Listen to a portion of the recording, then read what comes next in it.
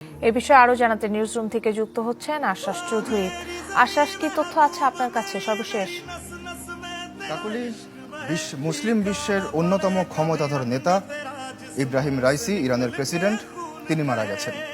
এতক্ষণ তার মৃত্যু নিয়ে নানা ধোঁয়াশা থাকলেও কিছুক্ষণ আগেই কিন্তু এই ব্যাপারটি নিশ্চিত করেছে ইরানের রাষ্ট্রীয় গণমাধ্যম এবং আরও বেশ কিছু স্থানীয় গণমাধ্যম এবং যত কেউকেটা গণমাধ্যম আছে, আল জাজিরা, রয়টার্স, সবাই এখন মোটামুটি নিশ্চিত যে প্রেসিডেন্ট সাহেব মারা গেছেন।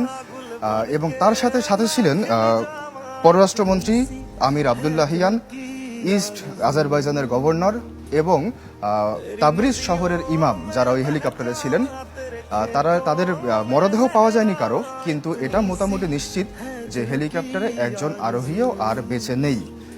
আপনি জানেন যে কিছুক্ষণ আগ পর্যন্ত রেড ক্রিসেন্ট বলছিল যে হেলিকপ্টারটি পুরোপুরি বিধ্বস্ত হলেও মৃতের সংখ্যা নিয়ে কিছু তারা বলছিল না, বা হতাহত নিয়ে কিছুই তারা বলছিল না। এখন রেড ক্রিসেন্টও বলছে যে আর কোনোই সম্ভাবনা নেই, এখন শুধু মরদেহ শনাক্তের বাকি।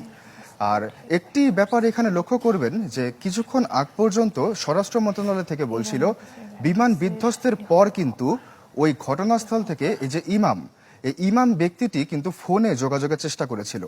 তাই বিমান বিধ্বস্তের সাথে সাথেই তারা মারা গেছে নাকি একটু দূরে গিয়ে তারা মারা গেছে, মরদেহ শনাক্ত না হওয়া পর্যন্ত আসলে এই ব্যাপারে কিছু বলা যাচ্ছে না।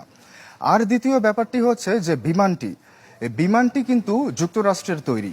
যুক্তরাষ্ট্রের কাছ থেকেই 1968 সালে বিমানটি নিয়েছিল ইরান এবং বেশ পুরনো, 15 জন বসার কথা ছিল, এখানে 9 জন ছিল।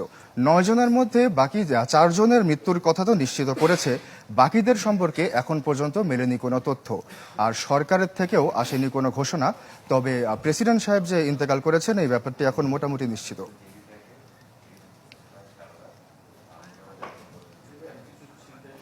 আশ্বাস, আপনাকে ধন্যবাদ।